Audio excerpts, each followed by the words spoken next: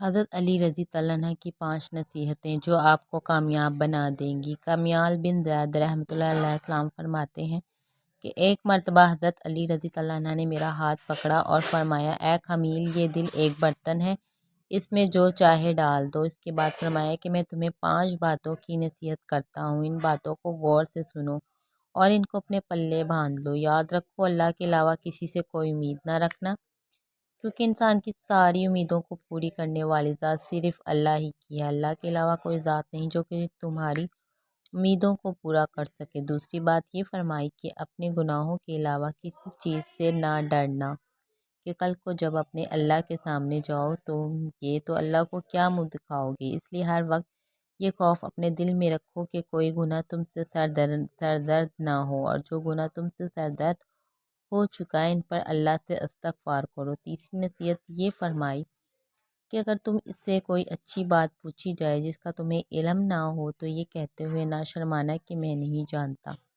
برعکس دوستو، آج ہمارا حال یہ ہے کہ بہت سے لوگ ایسے ہیں جو کہ ایک چیز کے بارے میں نہیں جانتے پھر بھی تکے لگانا شروع کر دیتے ہیں۔ اس طرح ایک دوسرے مقام پر امیر المومنین نے یہ بھی فرمایا کہ اس بات کا اقرار کر لینا کہ میں اس بارے میں نہیں جانتا، یہ بھی آدھا علم ہے۔ چوتھی بات یہ ہے کہ جس بات کا تمہیں علم نہ ہو تو اس کے بارے میں علم حاصل کرنے کی کوشش کرو اور اس کے بارے میں علم حاصل کرو۔